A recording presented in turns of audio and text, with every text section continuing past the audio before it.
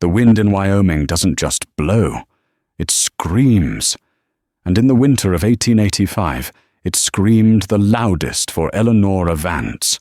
She was young, pregnant, and widowed, left to rot on a dying homestead by the banks of the frozen Blackwood Creek.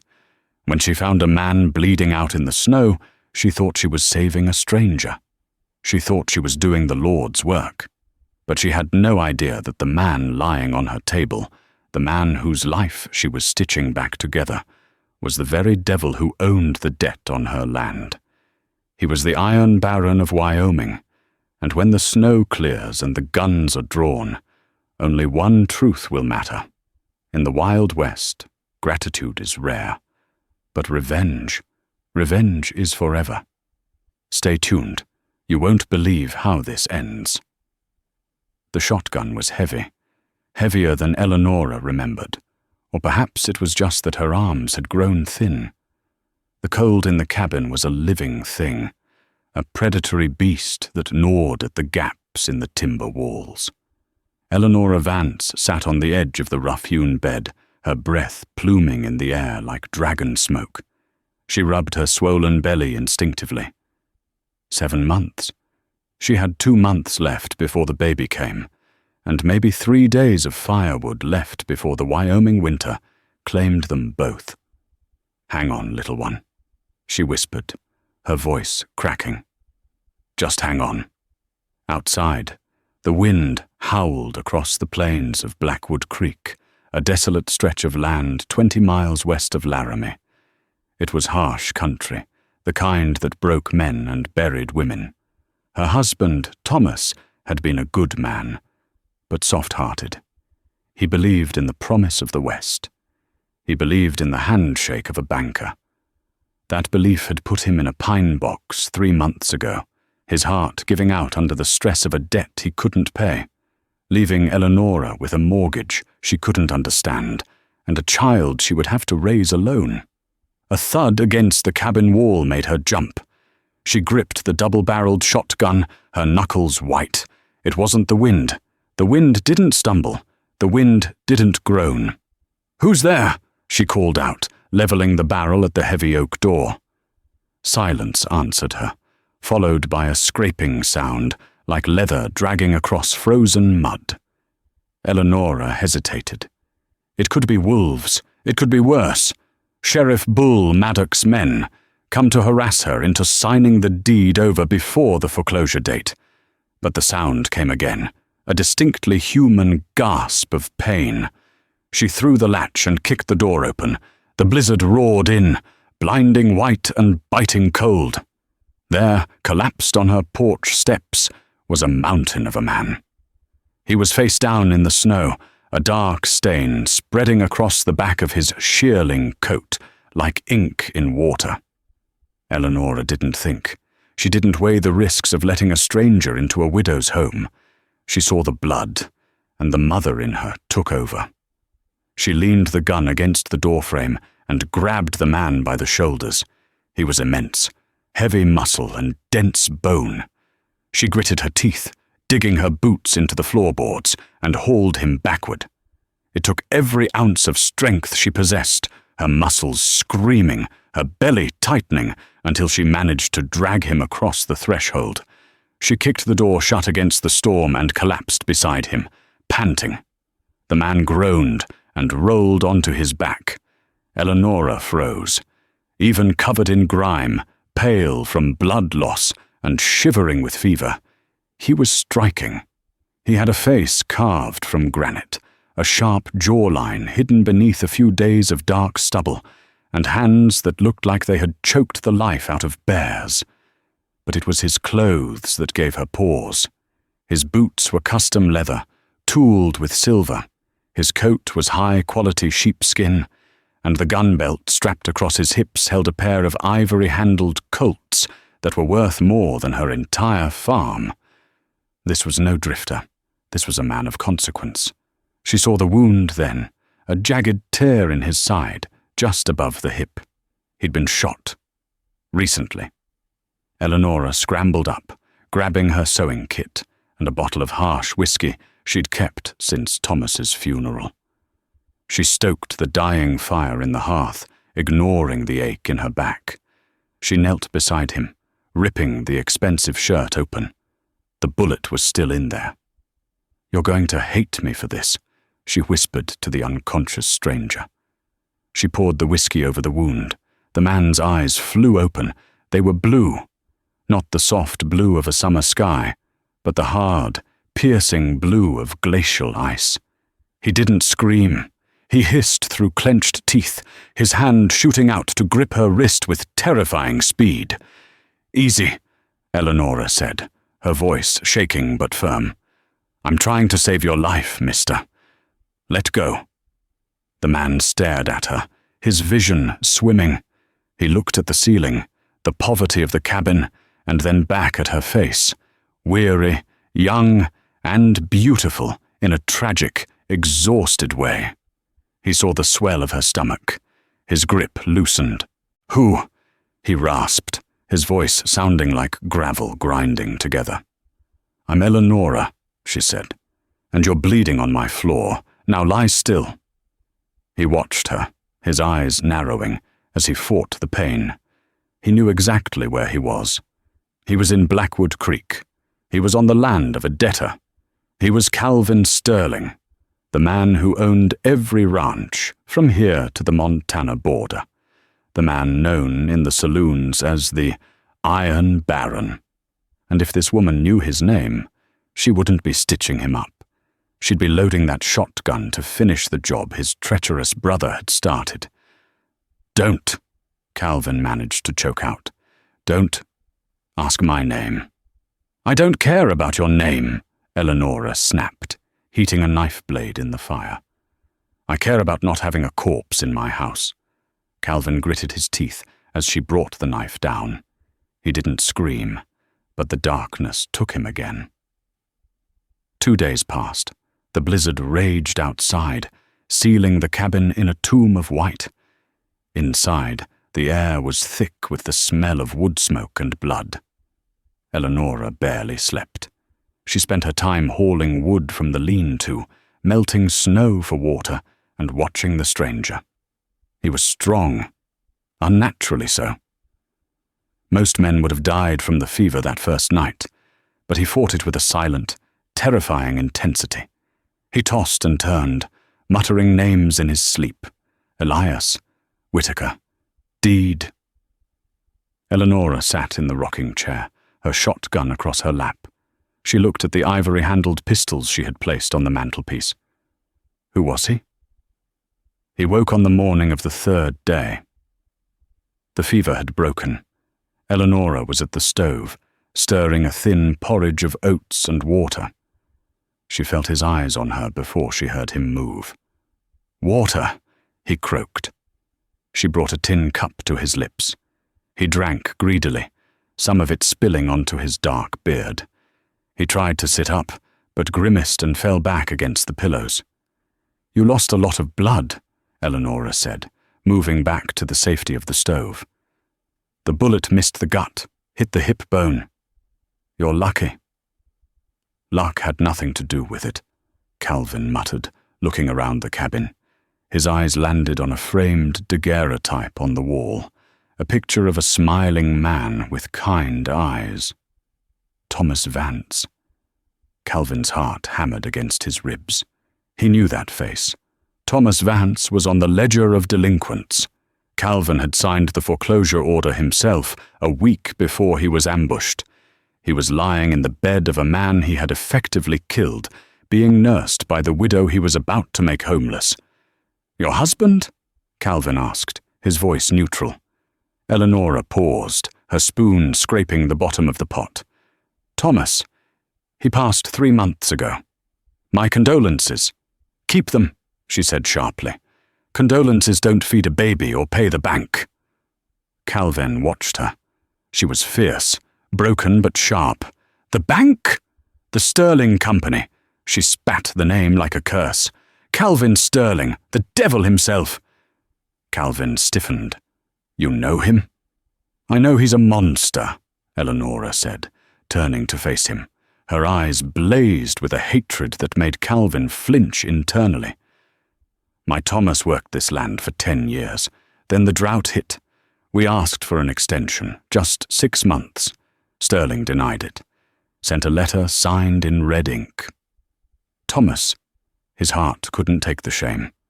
He collapsed in the field. She gestured around the room. Sterling owns the mortgage. He owns the sheriff. He owns the air we breathe. And come spring, he'll own this cabin, and I'll be on the street. Calvin looked down at his hands. He remembered the Vance file. It was just numbers on a page. Asset, high value water rights. Occupant, high risk. Liquidate.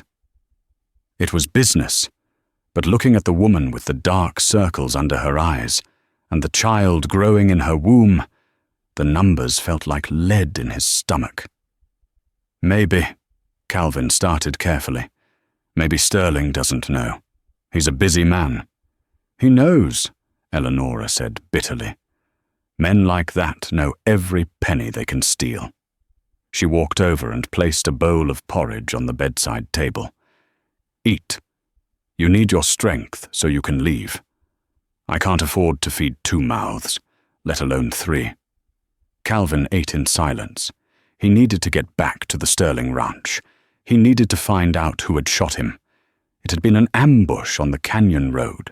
His own men, led by a man wearing a mask, but moving with the gait of his younger brother, Elias. If Elias thought Calvin was dead, he would be moving to consolidate power. But Calvin couldn't leave yet. He could barely stand. Suddenly, the sound of galloping horses cut through the whistling wind. Eleanora dropped the ladle. Her face went pale. "Hide," she whispered. "Who is it?" Calvin asked, reaching for his hip, realizing his guns were gone. "Sheriff Maddock," she hissed. "If he finds you here, a strange man, he'll use it as an excuse to arrest me for indecency or worse. He's been looking for a reason to drag me out." She pointed to the root cellar trap door under the rug. "Get in, now." Calvin didn't argue. He rolled off the bed, biting back a groan of agony, and dragged himself to the trap door. He slid into the darkness, just as a heavy fist pounded on the cabin door. "Open up, Mrs. Vance, by order of the law." Eleanora kicked the rug over the trap door and smoothed her apron. She took a breath, grabbed the shotgun, and opened the door. Sheriff Bull Maddock stood there. He was a slab of a man with a greasy mustache and eyes that undressed her where she stood. Behind him were 2 deputies, shivering in the snow. "Sheriff," Eleanora said coldly, "to what do I owe the pleasure?" Maddock pushed past her, stepping into the warmth of the cabin. He looked around, sniffing the air. "Smells like whiskey and blood in here, Eleanora." "I cut myself chopping wood," she lied, hiding her trembling hands. "And the whiskey is for the cold." Maddock laughed, a wet, ugly sound. He walked to the stove, dipping a dirty finger into the porridge pot. "2 bowls?" he asked, pointing to the empty one Calvin had just finished. "Eating for 2 already?" "I'm pregnant, Sheriff. My appetite is my business." Maddock stepped closer, invading her space. "You know, Eleanora, I've been thinking. It's a shame, a pretty thing like you out here all alone. The bank, Mr. Sterling's bank, is going to take this place in a week. But I have some influence. I could stall the paperwork." He reached out, his hand brushing her arm. Eleanora stepped back, raising the shotgun barrel. "Get out!" Maddock's face darkened. "You think you're tough? You're nothing. You're a squatter on borrowed time." He leaned in, his voice dropping to a menace. "We're looking for a man. A horse was found dead a few miles east. Saddlebags full of money. You seen anyone?" "No one comes here," Eleanora said. "Except vultures." Maddock stared at her for a long moment. Then he noticed the blood stain on the floorboards that Eleanora hadn't scrubbed fast enough. He smirked. "Right. Well, If you see anyone, you let me know. Be a shame if something happened to this place before the bank got it. Fire happened so easy in the winter." He tipped his hat, mocking her. "Good day, Widow Vance." As the door slammed shut, Eleanora bolted the lock and sank to the floor, shaking. Below the floorboards, in the damp dark of the root cellar, Calvin Sterling gripped the handle of a rusty spade until his knuckles turned white. He had heard every word. Sheriff Maddock was on his payroll, or he was supposed to be. But Maddock hadn't mentioned that the missing man was Calvin Sterling. He had mentioned a dead horse and money. Maddock was hunting him, which meant Maddock was working with Elias. Calvin looked up at the cracks of light in the floorboards. This woman, this Eleanora Vance, had just stood up to a man twice her size to protect a stranger. She was protecting the man who ruined her life from the man who was hunting him. Calvin made a vow in the darkness. She keeps this land, and Maddock dies. But first, he had to heal, and he had to make sure Eleanora never found out his last name. The Wyoming winter was a jealous jailer. For 2 weeks, the storm refused to break, burying the cabin in drifts so high they blocked the windows, leaving the interior in a perpetual, dim twilight. For Calvin, the confinement was a torture of its own. His body was healing. The woman, Eleanora, had hands that were gentle but firm, and she knew her way around a poultice. But his mind was racing. Every day he spent in that bed was a day his brother, Elias Sterling, was cementing his hold on Calvin's empire. Elias, the younger brother who had always smiled with his teeth, but never with his eyes.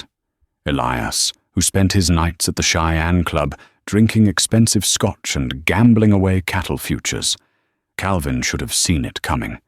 The ambush wasn't just about greed, it was about resentment. Elias hated that Calvin was the one the governor called. He hated that Calvin was the Iron Baron. "You're scowling again."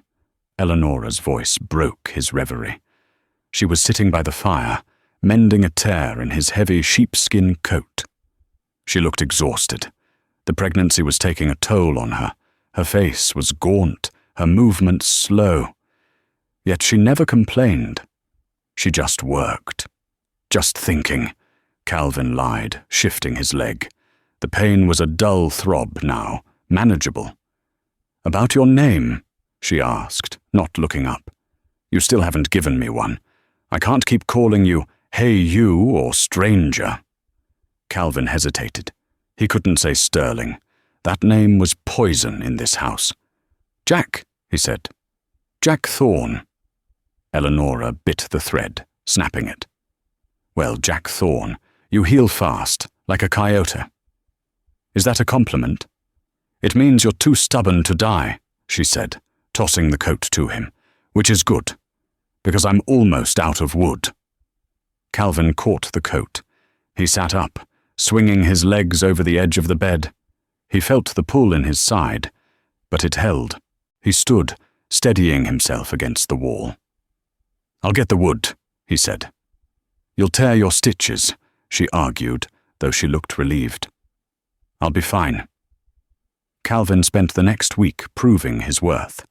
He was a man accustomed to giving orders, not taking them, but he found a strange solace in the physical labor. He chopped wood until his hands blistered. He fixed the leaking roof in the lean-to. He repaired the corral fence where the wind had knocked it down. And as he worked, he saw the reality of the Vance homestead. He saw the tools that were rusted because Thomas Vance couldn't afford oil. He saw the empty pantry. He saw the notice of intent to foreclose nailed to the inside of the door, signed by Calvin Sterling. One evening, as they ate a meager stew of rabbit Calvin had snared, Eleanora stared at the paper on the door. "He's going to turn this valley into a grazing range," she said quietly. "That's what the rumors say. The Sterling Company wants to wipe out the small farms to run steers from the Laramie Peaks to the Red Desert. Calvin choked on his stew. That was the plan. His plan. He had drawn it up in the boardroom of the Stock Growers Association. It made economic sense, efficiency, scale.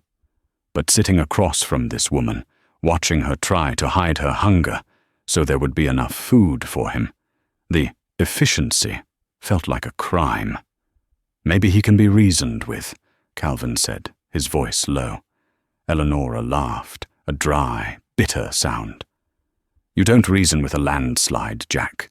You just get out of the way or get buried. Thomas tried to reason. He went to the main house. They didn't even let him in the gate, just sent a clerk out to tell him to pay up or get out. Calvin griped his spoon. He remembered that day. He had been busy reviewing rail contracts. He had told his clerk, "Handle the petitioners. No exceptions." "I'm sorry," Calvin said, and for the first time in his life, he meant it. "Don't be," Eleanora sighed, rubbing her back. "It's not your debt. But if you're strong enough to chop wood, you're strong enough to leave soon.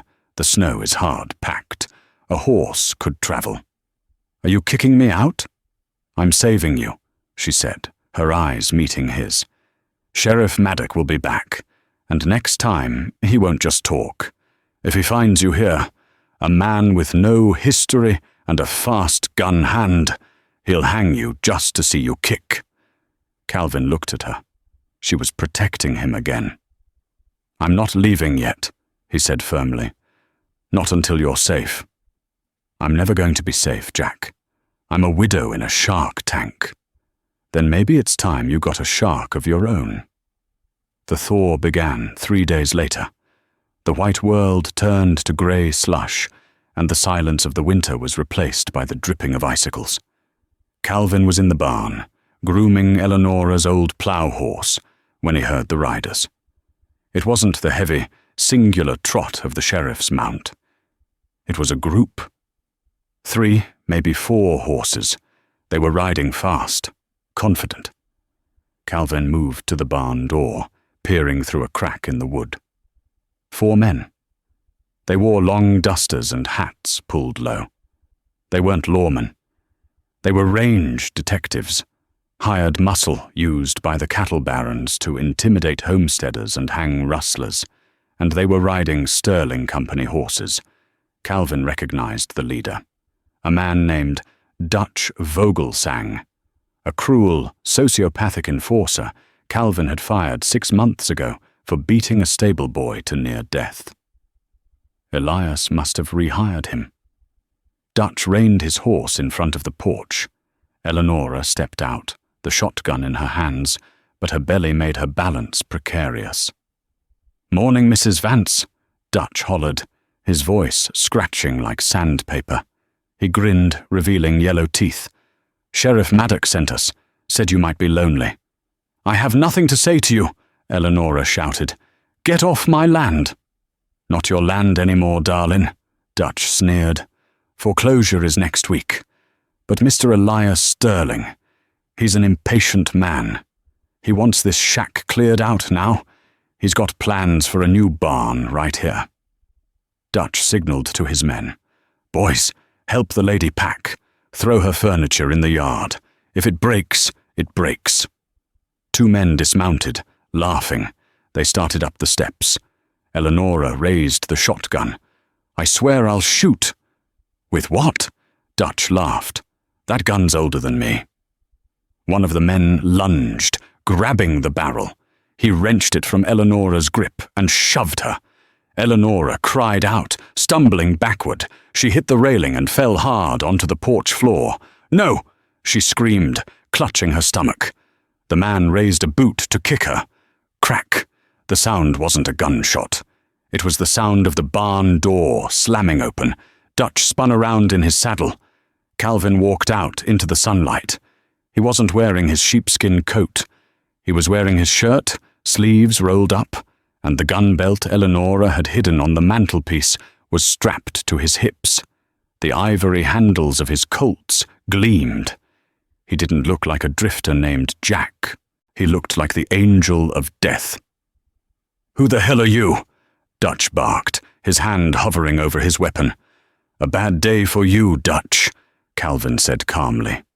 He kept walking, his stride measured, eating up the distance between the barn and the porch. Dutch squinted. He recognized the voice. He recognized the walk. But the face, bearded, gaunt, confused him just enough. "Kill him," Dutch ordered. The man on the porch turned, drawing his pistol. Calvin didn't stop walking. His hand was a blur. Bang, bang. 2 shots, so close they sounded like one. The man on the porch dropped his gun, clutching a shattered shoulder, and fell over the railing into the mud. The second man, who had been reaching for Eleanora, froze as a bullet kicked the wood between his boots. "Next one is between your eyes," Calvin said. His voice wasn't loud, but it carried across the yard like thunder. Dutch's horse danced nervously. Dutch stared at Calvin, his eyes widening. He looked at the ivory grips. He knew those guns. "Boss?" Dutch whispered, his face draining of color. Calvin ignored him. He looked at the man still standing near Eleanora. "Get away from her. Now!" The man scrambled down the steps, hands in the air. Calvin finally stopped it. He stood between the men and Eleanora, a human shield. He looked up at Dutch. "You were fired, Dutch," Calvin said coldly, "for being a rabid dog. Seems my brother has a fondness for strays."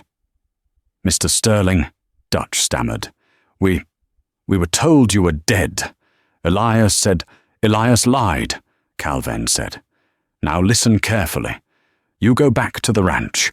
You tell Elias his ghost is coming home. And if I see any of you on this land again—" Calvin cocked the hammer of his right pistol. "I won't aim for the shoulder." Dutch didn't need to be told twice. He wheeled his horse around. "Let's go! Move!" The hired guns scrambled onto their mounts, dragging their wounded comrade, and galloped away, as if the gates of hell had opened behind them. Calvin holstered his gun. The adrenaline crashed, and his side burned with fire, but he turned immediately to Eleanora. She was sitting up, leaning against the porch post. She wasn't looking at where the men had fled. She was looking at him. Her eyes were wide, filled with shock and betrayal. "Mr. Sterling," she whispered. Calvin froze. "Eleanora, You're him," she said, her voice trembling. She struggled to her feet, using the railing. "You're Calvin Sterling." "Eleanora, listen to me." "Get out," she hissed. Tears welled in her eyes, hot and angry. "You've been in my house, eating my food, sleeping in my bed, while my husband lies in the ground because of you." "I didn't know," Calvin pleaded, stepping toward her. "Not until I saw the picture. I was shot, Eleanora. I was dying. I should have let you die," she screamed. The force of it bent her over, clutching her belly again. A gasp of pain escaped her lips. "Eleanora?" Calvin stepped forward, concern overriding his guilt. She held up a hand to stop him. "Don't touch me. Just get your things and go. If you're still here by sundown, I'll use the shotgun myself, and I won't miss." She turned and stumbled into the cabin, slamming the door. The sound echoed across the valley, louder than any gunshot. Calvin didn't leave. He couldn't. He retreated to the barn, pacing in the straw. He had saved her life, but he had broken her trust. And in the Wild West, trust was more valuable than gold. He knew he should ride out. He could take the plow horse, ride to Laramie, rally the few men loyal to him, maybe the marshal or Judge Holloway, and retake his ranch by force. But that would take days, and Dutch would be back. Elias wouldn't stop now that he knew Calvin was alive. He would send an army to Blackwood Creek to finish the job, and he would burn Eleanora's cabin to the ground to cover the evidence. Calvin sat on a hay bale, cleaning his guns. He had to make a stand here. Inside the cabin, Eleanora was falling apart. She paced the small room, her mind a whirlwind of rage and confusion. The monster she hated, the man she had nursed, were the same person. He had gentle hands. He had fixed her roof. He had stood before 4 gunmen and risked his life for her. But he was Sterling, the Iron Baron. She walked to the table where he had left his coat earlier. She picked it up to throw it out the door, but it felt heavy. Something was in the inside pocket. She hesitated, then reached in. She pulled out a leather-bound notebook. It was small, stained with his blood. She opened it. It was a ledger. Sterling Company, private accounts. She flipped through the pages. It was a list of bribes, payments to Sheriff Maddock, payments to the Railway Commission. It was a catalogue of corruption. But toward the end, the handwriting changed. It became erratic, hurried. There was a note, dated the day he was shot. Elias is moving funds. Discovered falsified foreclosure reports. He is foreclosing on properties that are solvent to resell to the mining syndicate. Vance, Miller, Higgins, all listed as delinquent, but bank records show payments made. Elias is stealing the land. Eleanora stopped breathing. She read it again. Vance, listed as delinquent, but bank records show payments made. Thomas hadn't failed. Thomas had paid. The receipts he had mailed, Elias Sterling had intercepted them or hidden them to force the foreclosure. Calvin hadn't denied the extension out of cruelty. He had denied it because he was looking at false books. And when Calvin found out, when he found out his brother was stealing from the honest families of Wyoming, he had been shot for it.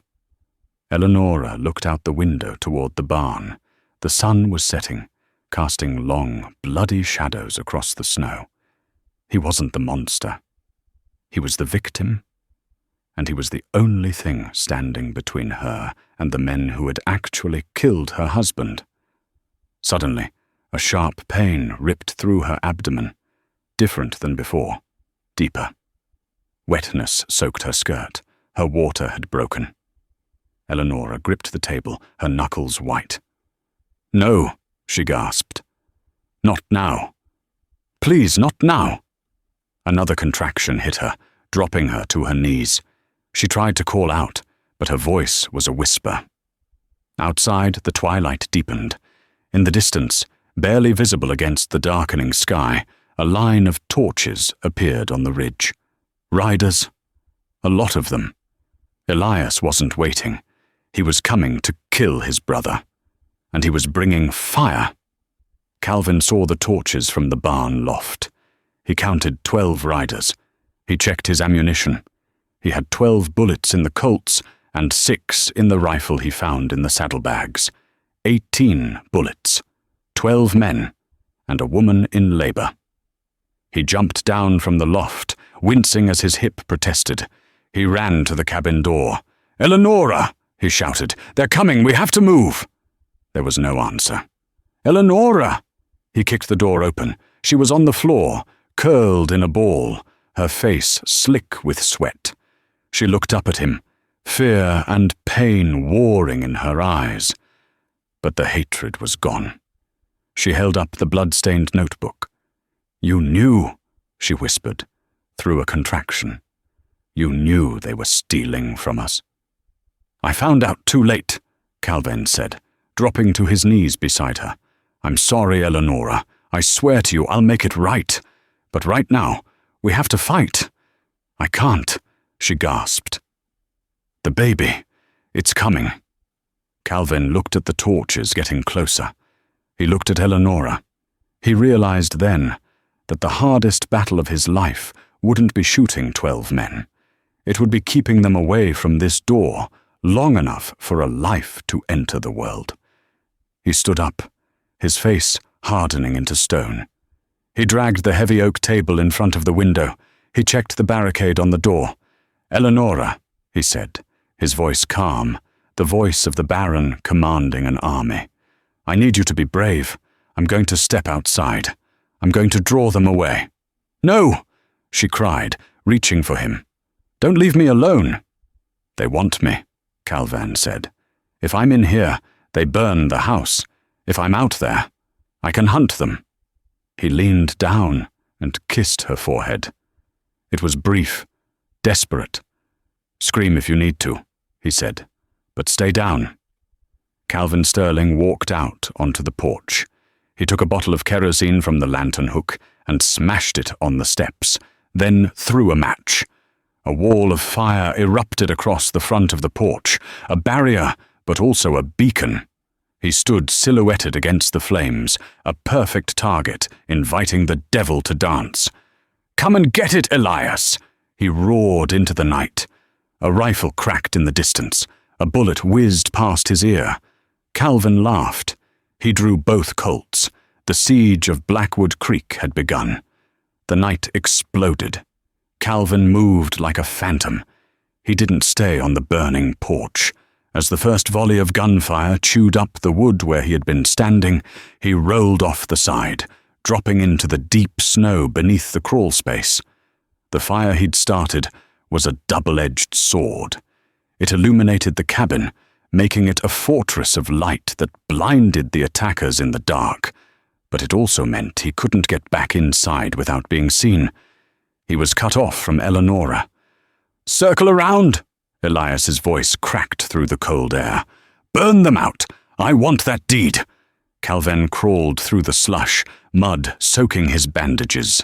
His hip screamed in protest, a white-hot lance of pain with every movement. But he pushed it down. He made it to the corner of the barn, pressing his back against the rough wood.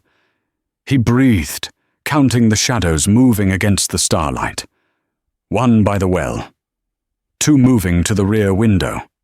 3 coming up the main path. Calvin raised his right Colt. He waited for the thunder of the wind to mask his shot. Crack. The man by the well dropped, a hole in his chest. Crack, crack. The 2 men by the rear window scrambled for cover as wood splinters sprayed their faces. One collapsed, clutching his leg. "He's in the barn!" someone screamed. "Suppressing fire!" Elias roared. Bullets shredded the barn door, forcing Calvin to dive deeper into the shadows of the stalls. The horse kicked and whinnied in panic. Inside the cabin, the war was different. It was silent and solitary. Eleanora lay on the floor, gripping the leg of the heavy table. The contractions were coming in waves now, a tide of agony that threatened to drown her. She bit down on a leather strap she'd found, stifling her screams. She wouldn't give the men outside the satisfaction of hearing her fear. She wouldn't distract Calvin. Push, she told herself. Push for Thomas. Push for the life that comes after. A bullet smashed through the window, embedding itself in the far wall, shattering a jar of preserves. Red jam exploded like blood. Eleanora didn't flinch. She was beyond fear. She was in the primal place between life and death.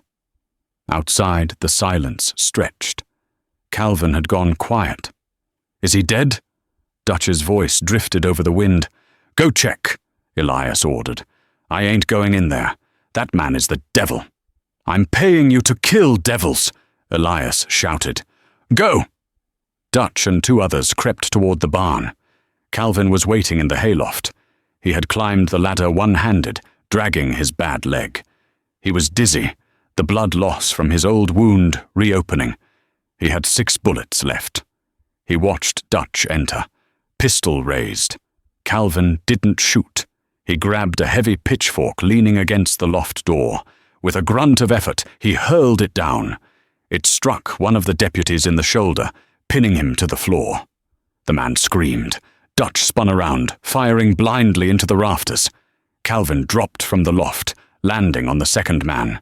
The impact knocked the wind out of him, but he drove his elbow into the man's temple, knocking him cold. Dutch leveled his gun at Calvin's chest. "End of the line, Baron." Click. Dutch's gun was empty. He had panicked and fired all 6 shots at the ceiling. Calvin stared at him, breathing hard. He raised his own Colt. The hammer was cocked. "You should have stayed fired, Dutch," Calvin rasped. "Wait, Calvin, wait! It's just a job," Dutch pleaded, backing away. "No," Calvin said. "It's an execution." Bang! Dutch fell. Calvin staggered against the stall door. His vision blurred. He was running on fumes. He checked his gun. 2 bullets left. And then a sound cut through the gunfire. It wasn't a scream. It was a cry. A high, thin wail. The baby. Inside the cabin, Eleanora collapsed back against the pillows she had dragged to the floor. In her arms, slick and squalling, was a tiny, red-faced girl. "You made it," Eleanora whispered, tears streaming down her face, mixing with the sweat. "You made it." She wrapped the infant in her apron. The gunfire outside had stopped. "Do you hear that?" Elias's voice rang out, closer now. He was on the porch. A baby. How touching. Eleanora froze. She clutched the baby tighter. "Calvin!" Elias shouted. "I know you can hear me. I have men pouring kerosene on the cabin walls right now. Come out, or the widow and the brat burn."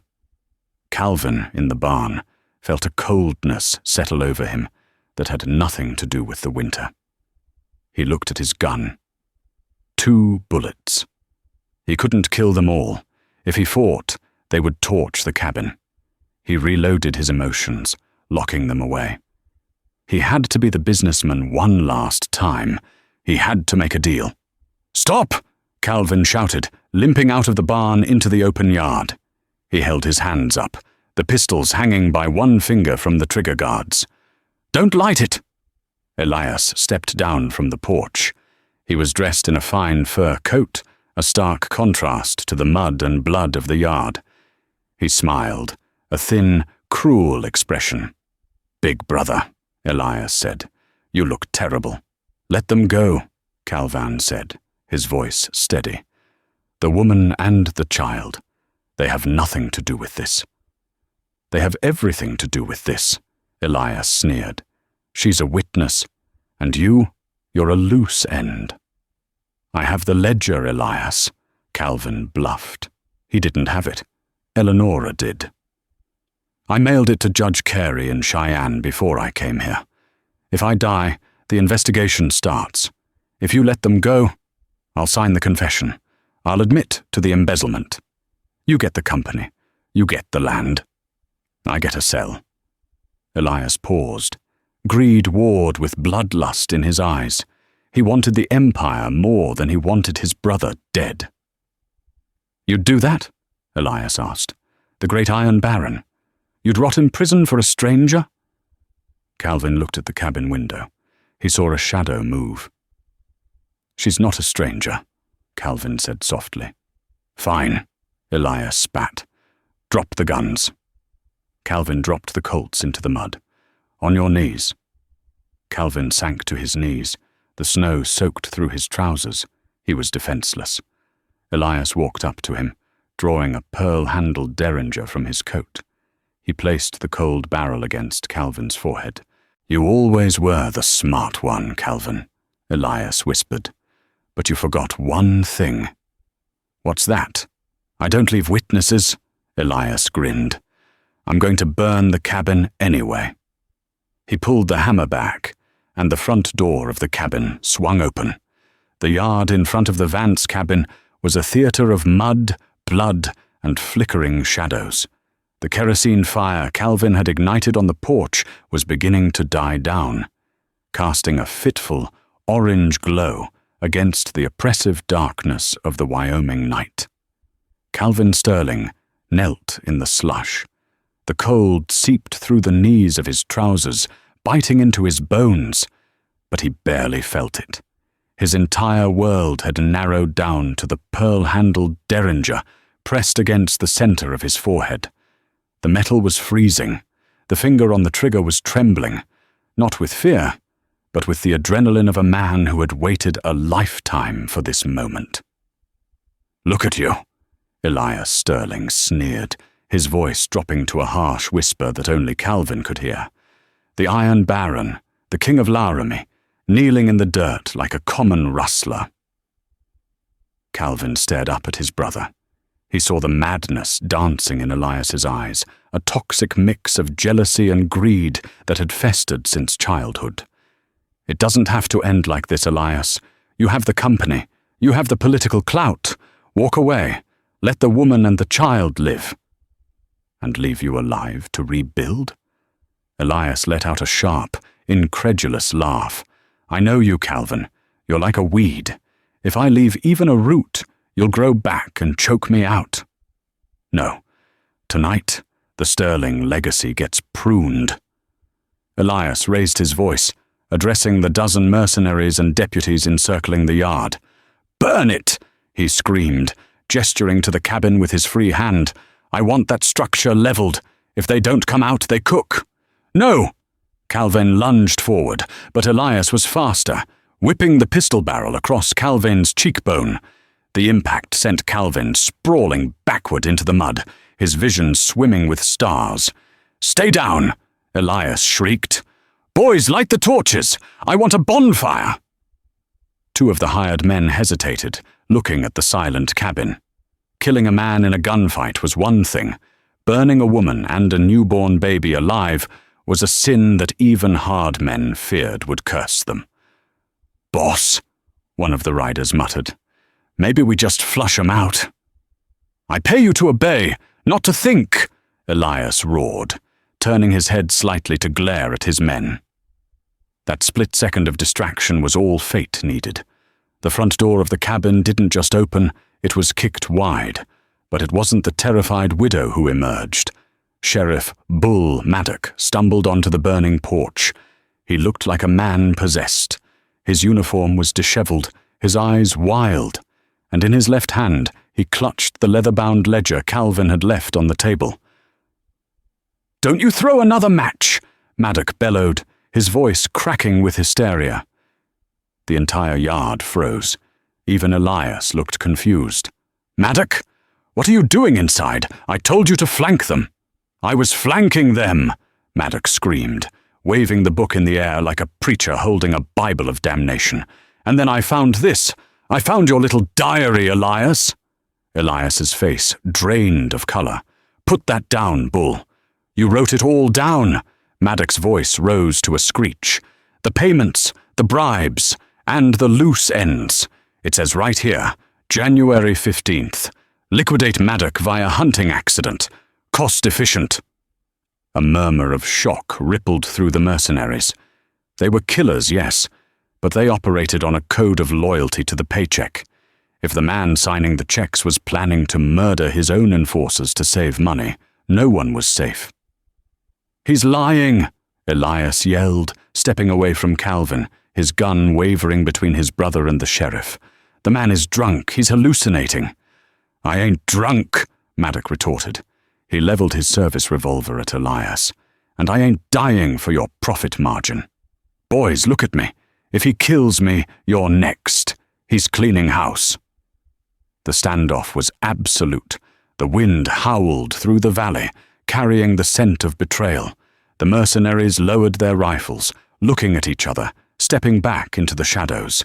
Their allegiance had just evaporated.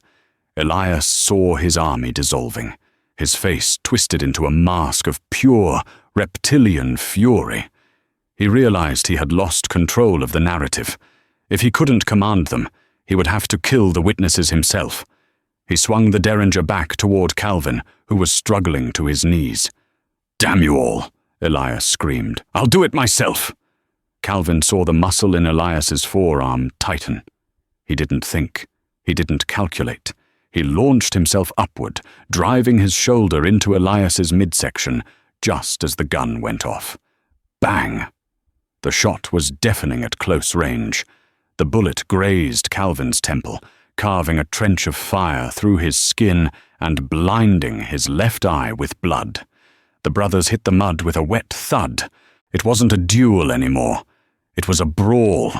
Elias, desperate and untouched by the night's violence until now, fought with the frantic energy of a cornered rat. He clawed at Calvain's bandages, ripping open the wound in his hip. Calvain roared in agony but didn't let go. He clamped his hand around Elias's wrist, forcing the gun away from his chest. They rolled through the slush, slamming into the wooden steps of the porch. "Shoot him!" Elias screamed at the mercenaries. $10,000 to the man who shoots him. No one moved. They just watched the Titans of Wyoming tear each other apart in the muck.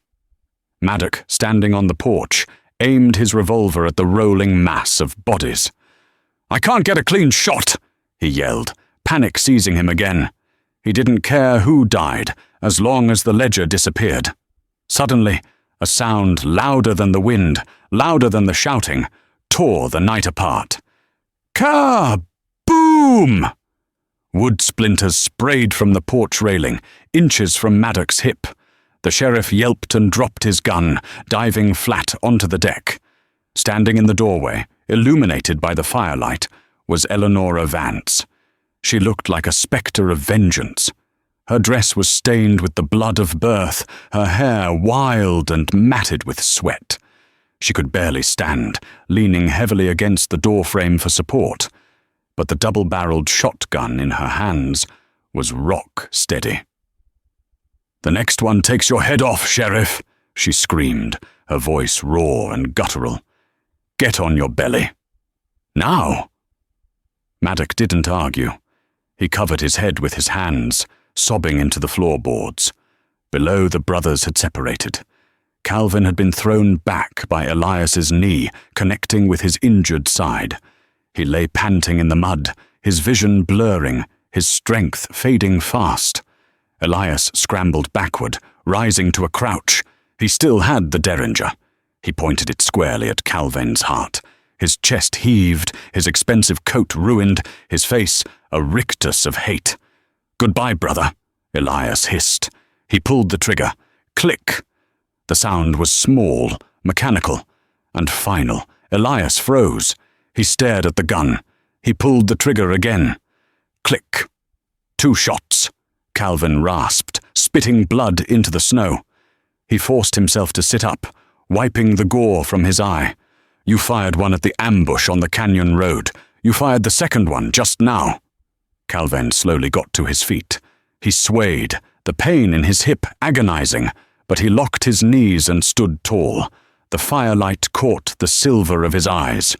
"You're empty, Elias," Calvain said, his voice low and dangerous. "In every way, a man can be empty."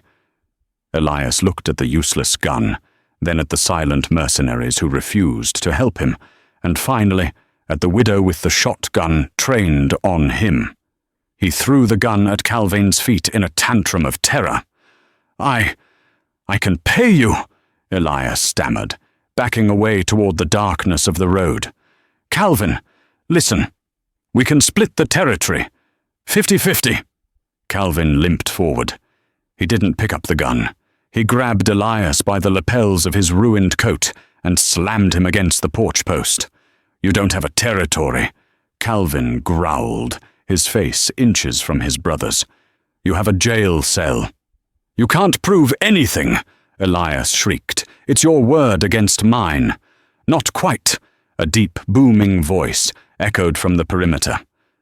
Out of the darkness, riding a white horse that looked like a ghost, came a man in a long canvas duster. Behind him were 6 uniformed deputies with U.S. Marshals badges glinting in the firelight.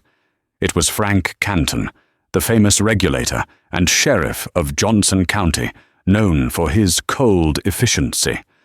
"We heard the lady," Canton said, his voice dry, "and we heard the sheriff, and I believe my deputies heard the offer of $10,000 for a murder." Canton dismounted, his spurs jingling in the silence. He walked up to Elias, who was trembling in Calvain's grip. "Elias Sterling," Canton said, pulling a pair of iron cuffs from his belt. "I'm arresting you for conspiracy, attempted murder, and fraud. The governor has seen the telegrams you tried to hide." Calvain released his brother. Elias slumped into the mud, sobbing, his power stripped away in an instant. As the deputies moved in to shackle Elias and drag a weeping Sheriff Maddock off the porch, Calvin turned away. He didn't care about the law. He didn't care about the justice. He limped up the stairs, past the spot where the fire had scorched the wood. Eleanora was sliding down the doorframe, her strength finally giving out. The shotgun clattered to the floor. Calvin caught her before she hit the ground. He winced as the movement pulled at his wounds, but he didn't let go. He sat on the floorboards, pulling her into his lap, ignoring the blood and the grime. "Is he gone?" she whispered, her eyes fluttering shut. "He's gone," Calvin said softly, brushing a stray lock of hair from her forehead. "They can't hurt you anymore." From inside the cabin, the soft, rhythmic cry of the baby rose up. Eleanora opened her eyes. She looked at Calvin, really looked at him, seeing not the Baron and not the stranger, but the man who had walked through fire for her. "We need a name," she murmured, delirious with exhaustion. "For the baby?" "No," she smiled weakly. "For the ranch. I'm not calling it the Vance place anymore." "Bad luck." Calvin looked out at the deputies, hauling his brother away, and then back at the woman in his arms. "How about the sanctuary?" he suggested. Eleanora rested her head against his shoulder. "I like that," she whispered. "Now shut up, Jack. I'm going to sleep."